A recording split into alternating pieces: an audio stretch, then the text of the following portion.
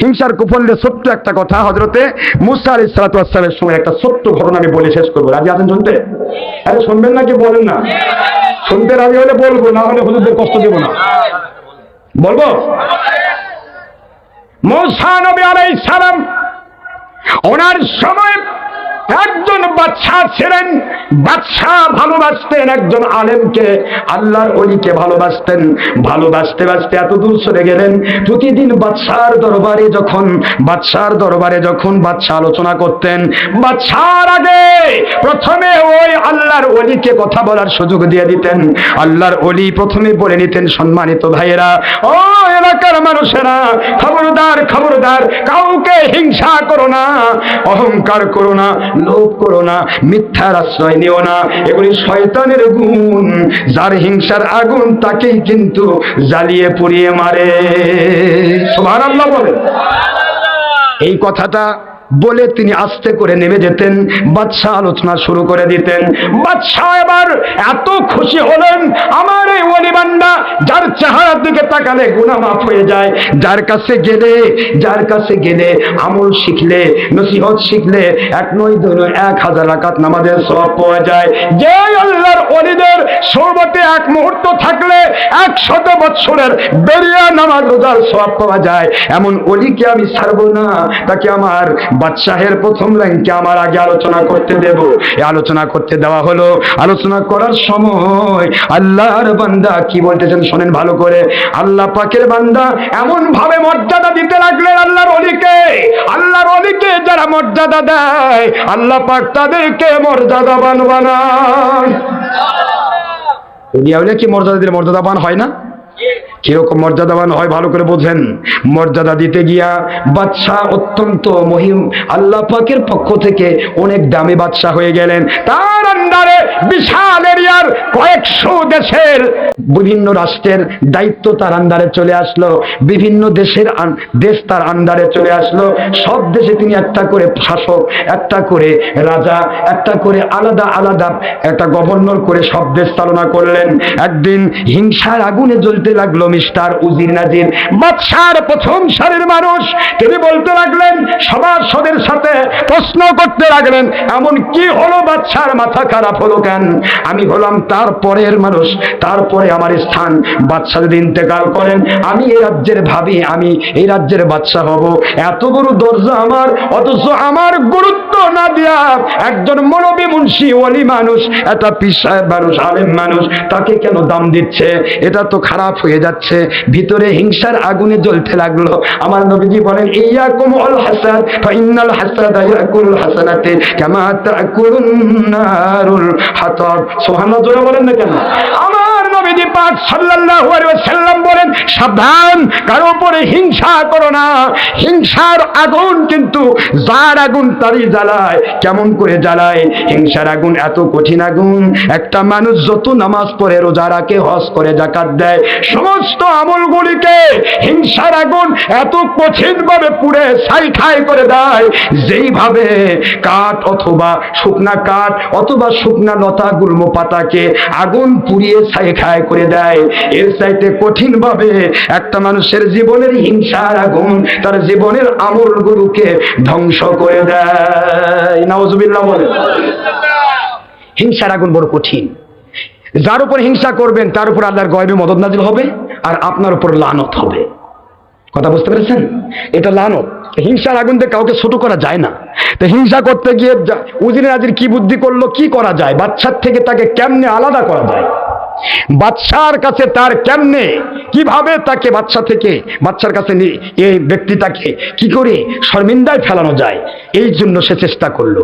একদিন আসার সময় উনি আসতেছেন বাদশার দরবারে কথা বলার জন্য। রাস্তার মধ্যে উজির দাঁড়িয়ে আছে। উজির ভাই, ব্যাপার কি আপনি?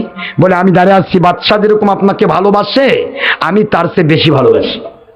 তবে ঠিক আছে, ভালোবাসেন, ভালো, অসুবিধা কি, চলেন যাই, দরবারে যাই। না, দরবারে যাওয়ার আগে আমি আপনাকে একটু মেহমানদারি করতে চাই। আপনি আমার কাছে আসতেন, বাদশা আপনাকে এত ভালোবাসে, আমি কি ভালোবাসবো না? আমি আপনাকে মেহমানদারি করতে চাই। ভাই আমি মেহমানদারি করতে চাই, মেহমানদারি নিতে চাই না, আমি খেয়ে এসেছি ভাই, বাচ্চার দৌড় যাবো, দেরি হয়ে যাবে, আপনি দয়া করে আমাকে দেরি করান না। না, আমিও যাব আপনিও যাবেন, আমার কাছে একটু আপনি মেহমানদারি গ্রহণ করবেন, এইটুকু এহসান আপনি করেন। আল্লাহর ওলি অত্যন্ত অনুরোধে ঢেকে গেলা যাকে বলা হয়, অত্যন্ত অনুরোধের কারণে তিনি গেলেন তার বাসায়। যাওয়ার পরে দেখা গেল তার বাড়িতে খাবার রেডি করে রাখছে, কাঁচা রসুন, কাঁচা পেঁয়াজ, গাজর, মূলা, এগুলো খেলে মুখে সুগন্ধ হয় না? কথা কি ভাই, কথা বলেন না, কি হয়? দুর্গন্ধ। এগুলো খেলে কি হয়? দুর্গন্ধ হয়। এই জন্য হুজুর বলেছেন, বুখারী শরীফের হাদিস প্রথম খণ্ড 118 পৃষ্ঠায় আমার কাছে আছে, 118 পৃষ্ঠায় হুজুর বলতেছেন, লা তাকরাবা হাযিহিল মাসাজিদ, আমার মসজিদে যেন নিকটেও ওই লোক আসে না যে লোক কাঁচা রসুন কাঁচা পেঁয়াজ খায়, যেরকম নাউজুবিল্লাহ। কারণ তাদের মুখের দুর্গন্ধে রহমতের ফেরেশতার কষ্ট হয়। কি হয় ভাইজান? কষ্ট হয়। আর ফেরেশতার কষ্ট হয়, এই কষ্ট দেওয়াটা এটা উচিত নয়। এই জন্য এই কাঁচা রসুন কাঁচা পেঁয়াজ খাওয়া এটা আল্লাহ পাকের হাবিবের পক্ষ থেকে মাকরুহ করে দেওয়া হয়েছে। যদি কেউ খায় সেটা তারা সিদ্ধ করে খাবে। কথা কি বুঝতে পারছেন নাকি?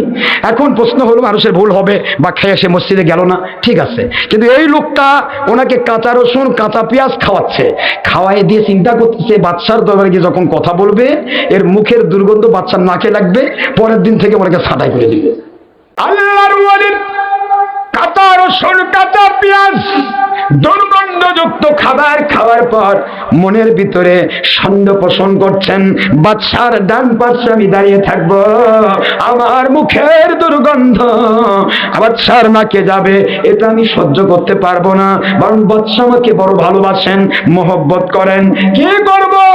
আস্তে করে পকেট থেকে রুমাল বের করে মুখের উপর দিয়ে এবার বলতেছেন, সম্মানিত ভাইয়েরা, দয়া করে কারো উপর কেউ হিংসা করবেন না, অহংকার করবেন না, লোভ করবেন না, মিথ্যার আশ্রয় গ্রহণ করবেন না, এগুলি শয়তানের গুণ। যার হিংসার আগুন তারই কিন্তু জ্বালিয়ে পুড়িয়ে মারে। আল্লাহু আকবার। আচ্ছা, যখন কাজ শেষ হয়ে গেল দরবারে, আল্লাহর ওলি বাড়ির দিকে চলে গেলেন। এবার উজিরে নাজির বাদশার কানে কানে গিয়ে বলতেছে, বাদশা নামদার, আপনি তো বুঝতে পারেন না যাকে তাকে ভালোবাসেন, আপনি বুঝতে পারেননি, ওই যে লোকটাকে আপনি ভালোবাসেন ওই লোকটা তো বাইরে আপনার গীবত করে বেড়ায়, শেকায়েত করে বেড়ায়। কি আমি এত ভালোবাসি, শেকায়েত করে? কি শেকায়েত করে? কয় আপনার মুখে নাকি দুর্গন্ধ আছে। কথাটা কি সত্য? আরে ভাই কথা বলে কেন? এটা সত্য কথা। আপনার মুখে দুর্গন্ধ আছে, মানুষের কাছে বলে বেড়ায় বাদশার দুর্গন্ধ মুখে মারে। আমি এত কথা কই, পাশে থাকি তো খুব গন্ধ লাগে। বাদশা একটু কান পাতলা ছিল, কিছু কিছু মানুষের কান পাতলা, যা কয় তাই শোনে, এরকম মানুষ আছে না? আমাদের সব জায়গাতে এরকম মানুষ আছে। কান পাতলা হওয়া যাবে না, আগে বুঝতে হবে যে তার দুশ্মন আসে আমাকে একটা অভিযোগ করলোই, আসলে ঠিক না মিথ্যা যাচাই করা দরকার, জ্ঞানীর কাজ। যাচাই না করে যাই যা বললো তাই শুনি, আর যাই ডাকলো আইরে, জলি ভাই যাই রে, বুঝা শোনা নাই রে, সব দুই নম্বর সুবিধা ভাগ করে খাই রে, একসাথে গলা ধরে জাহান্নামে যাই রে। চিন্তা ভাবনা করলেন না আমি কি জন্য করতেছি? একজন মানুষের দুশ্মনী করতেছে এতগুলা মানুষ, ব্যাপারটা কি? আগে যাচাই করি, দেখি কি হচ্ছে, যাচাই করলেই ধরা পড়বে। কথা ঠিক না? ঠিক। কিন্তু বাদশা তা যাচাই করলেন না। বাদশা বলতেছে তার প্রমাণ কি? প্রমাণ কি? উনি যে আমার শেকায়েত করেন তার প্রমাণ কি? দেখলেন না কথা বলার সময় রুমাল নিয়ে নাক ঢাকলো। আরে কথা বুঝতেছেন না? বোঝেন না? রুমাল নিয়ে নাক ঢাকছে। আসলে কি নাক ঢাকছে না মুখ ঢাকছে? ওরে রুমালে নাক ঢাকছে। তা আপনার মুখের দুর্গন্ধ তার নাকে যায়, এই জন্য সে রুমাল নাকে দিছে। বাদশা তো তেলে বাগুরে জ্বলে উঠলো। এই যে বড় একটা দৃষ্টান্ত দিচ্ছে, একটা যুক্তি একবারে ডাইরেক্ট দলিল দিয়ে দিল, রুমাল দিয়ে নাক ঢাকলো। এটা প্রকাশ্য একটা কি, এটা প্রকাশ্য দলিল না, দলিল দিয়ে দিল। তো দলিল পেয়ে বাদশা চিন্তা করছে তাহলে তো বড় খারাপ, তাহলে আমি এই লোকটাকে ভালোবাসি। মনে মনে চিন্তা করতেছে, করতে করতে এরকম কলম নিয়ে সাথে সাথে একটা চিঠি লিখলো। লিখে বলছে অমুক এলাকার বড় রাজা, ওই রাজার কাছে এই চিঠিটা দেবে, দিয়ে উনি যে হাদিয়া দেন সেই হাদিয়াটা তুমি সাথে করে নিয়ে আসবে। ওই হাদিয়া আমি নেব না, এই প্রাসাদ নেবে না, এই দরবার নেবে না, ওই হাদিয়া কেবল তোমারই হবে। কথা কি বুঝছেন নাকি? বোঝেন নাকি আমার কথা? বুঝেন? চিঠি লিখলো আল্লাহর ওলির কাছে। কার কাছে? আল্লাহর ওলিকে বলতেছে তুমি এই চিঠিটা নিয়ে গিয়ে ওই বড় বাদশা আমার আন্ডারে যে দেশ আছে ওই দেশের রাষ্ট্রপ্রধানের কাছে দিয়ে দিবে। আর রাষ্ট্রপ্রধান আমার আন্ডারে আছে। যখন কোনো বাদশার আন্ডারে কোনো রাষ্ট্র থাকে ওই রাষ্ট্রটা কিন্তু যে কোনো বাদশার প্রতিনিধি গেলে তাকে বড় বড় সোনা দানা অনেক রকমের হীরা মাণিক্য অনেক কিছু উপহার দেন। সেই উপহারগুলি এই দেওয়ার পরে এটা নিয়ে সে ব্যক্তি তার মালিক হয়ে যায়। তো উনি উজিরের সামনেই আল্লাহর ওলিকে বলতেছেন, হে আল্লাহর ওলি, এতদিন তো আপনি আমার সামনে কথা বললেন, আপনার মূল্য অনেক বেড়ে গেছে। তো সুতরাং আমি একটা চিঠি লিখে দিচ্ছি, অমুক দেশে চলে যান, ওই দেশের বাদশার কাছে দিয়ে দিলেই বাদশা আপনাকে একটা ভালো হাদিয়া দিবেন, ওই হাদিয়াটা নিয়ে আসবেন, এটা আপনি মালিক হয়ে যাবেন। কথা কি বুঝলেন নাকি আপনারা? এই কথা কি বুঝে আসছে? উজির চিন্তা করতেছে, আরে আমি বললাম তার থেকে সম্পর্ক কাটার জন্য, আর উনি দিচ্ছেন হাদিয়া পাওয়ার জন্য। হাদিয়া তো বিশাল হাদিয়া, অন্য দেশ হাদিয়া দিয়ে সোনা মণিক্য হাজার হাজার টাকার মালিক লাখ লাখ টাকা দিয়ে দিবে, আর সেগুলো সে মালিক হয়ে যাবে, এটা কেমন কথা হলো? তারপরে উজির ওখান থেকে গিয়ে রাস্তার মধ্যে দাঁড়িয়ে আছে, উনি চিঠি নিয়ে যাচ্ছেন। যাবার পথে উজির বলে, ও আল্লাহর ওলি, মেহেরবানি করে আপনি যাবেন না, যাবেন না, যাবেন না, ওই দেশে আপনার যাওয়ার দরকার হবে না, বাদশা তার ফরমান আলাদা করেছেন, আমি যদি যেতে চাই আপনার যাওয়ার দরকার হবে না। বুঝলেন কিছু? এটা কি বাদশা করছে? একটা মিথ্যা ঢাকার জন্য অনেক মিথ্যা বলতে হয়। ভাই বুঝতেছেন নাকি? একটা মিথ্যা ঢাকার জন্য অনেক মিথ্যা বলতে হয়। আমি বলতেছিলাম, লোককে আবার মিথ্যা রাস্তা নিল যে বাদশা তার ফরমান আলাদা করেছেন, আপনি আসার পর আপনি শোনেননি, উনি বলে দিয়েছেন আমি যদি যেতে চাই তাহলে আপনার আর যাওয়ার দরকার নেই।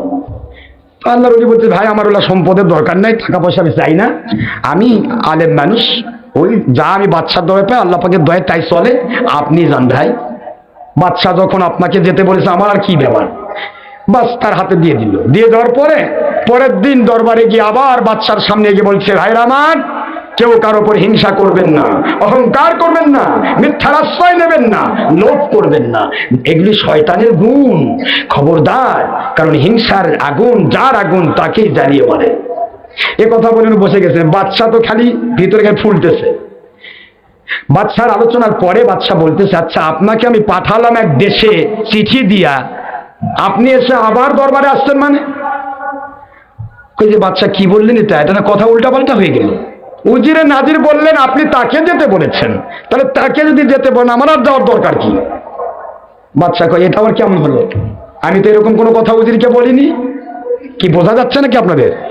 এরকম কথা তো আমি উজিরকে বলিনি। বাদশা বলতেছে, আমি বুঝতে পারতেছি না ব্যাপারটা কি ঘটতেছে। আচ্ছা বলেন তো, আপনি বলে মানুষের কাছে আমার বিরুদ্ধে শেকায়েত করে বেড়ান? আয় আল্লাহর বান্দা বাদশা, দুনিয়ার যাকে ভালোবাসা হয় তার শেকায়েত করা যায় না, তার দোষ থাকলেও সেটা আনন্দজনক মনে হয়। ঠিক না? ঠিক যেরকম যাকে আপনি ভালোবাসেন তার যদি একটা খারাপ দিক থাকে সেটাও ভালো লেগে যায়। ভালোবাসার পেত্তনি ভালো। কি কথা করছেন দেখেন? ও মুসলমান, ভালোবাসার কথা আমি বলছি না। একজন ছেলে তার দাদাকে বলছে, দাদা ওই নানিটা, ওই যে দাদিটা তো কালা কুৎসিত, ওইটা কেমনে বিয়া করছিলেন? দাদা কয়, ভাইরে তোর চোখটা লাগাস না, আমার চোখটা তোর চোখে লাগা, ওটাই লাগবে দুনিয়ার শ্রেষ্ঠ সুন্দরী। পৃথিবীতে যার যেটা ভালো ওটাই তাকে ভালো লাগে, মালিক ভালো লাগাই দিয়েছেন। আমি আপনাকে এই কথাটা বোঝাচ্ছি। উনি বলতেছেন, বাদশা এটা কেমন কথা? আপনাকে আমি ভালোবাসি, আপনি আমাকে ভালোবাসেন, আপনার কোনো দিক আমার কাছে খারাপ নাই, কেন আমি আপনার বিরুদ্ধে শেকায়েত করব? কেন? আপনি যে সেদিন যে মুখে নাকে রুমাল দিলেন, রুমাল দিয়ে কথা বললেন, ব্যাপারটা কি ছিল? বাদশা, আমি আসার সময় আমার উজির ভাই উনি কিছু কাঁচা রসুন, কাঁচা পেঁয়াজ, দুর্গন্ধজনক খাবার দিয়েছিল। এগুলি খাবার খেয়ে আমার মুখের দুর্গন্ধ হয়েছিল। চিন্তা করেছিলাম আমার মুখের দুর্গন্ধ আমার বাদশার নাকে লাগবে, এটা একটা কথা হলো?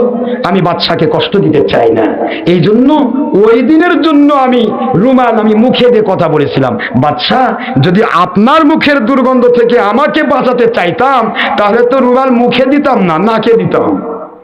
মানুষ গন্ধ পায় তো নাক দিয়ে, আর আমার মুখের গন্ধ যেন আপনার নাকে না যায়, এই জন্য মুখে রুমাল দিয়েছিলাম, আর ওই একদিনই তো রুমাল দিয়েছি। আমি কতদিন ধরে আপনার দরবারে যাতায়াত করছি, আর কোনোদিন তো রুমাল দিলাম না। বাদশাহ বলতেছে, বুঝা গেছে, জো খোদেগা ওহি গেরেগা।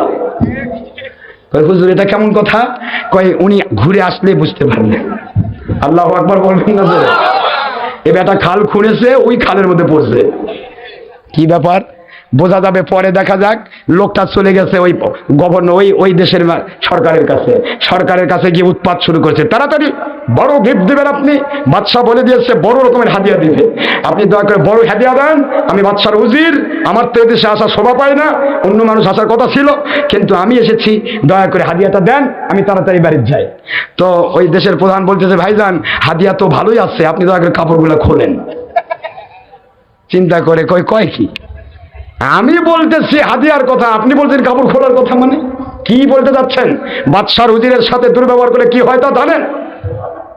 না না, আমি বাদশার উজিরের সাথে দুর্ব্যবহার করে কেন? বাদশার উজির তো বাদশার চেয়ে দামি না। আমি বাদশার আদেশটা জারি করতে চাচ্ছি। কি আদেশ? উজিরে নাজির, কি অপরাধ আপনি করেছেন জানতে চাই না, কিন্তু আপনার চিঠির মধ্যে লেখা আছে, চিঠি পত্র বাহককে, পত্রের এই পিয়নকে, পত্রের এই বাহককে পাইবা মাত্র জীবন্ত অবস্থায় ওর মাথা থেকে পা পর্যন্ত চামড়া ছিলে ফেলবে। কি করবে এরকম? চামড়া ছিলতে গেলে কাপড় খোলা লাগবে। নাউজুবিল্লাহ নাউজুবিল্লাহ। আকলমন্দ কে আর সমঝদার কে লিয়ে ইশারায় কাফি হে, জ্ঞানীদের জন্য ইশারাই যথেষ্ট। যার হিংসার আগুনে সেই জ্বলে পুড়ে মরে। এ মুসলমানের সন্তান, বোঝার চেষ্টা করুন। আপনি গোপনে খাল খুঁড়বেন, আমার মালিক কিন্তু গোপনটাও দেখে, প্রকাশ্যটাও দেখেন। গোপনটা দেখে মালিক আপনাকেই ফেলাবেন, যার জন্য করেছেন মালিক তাকে সাহায্য করবেন।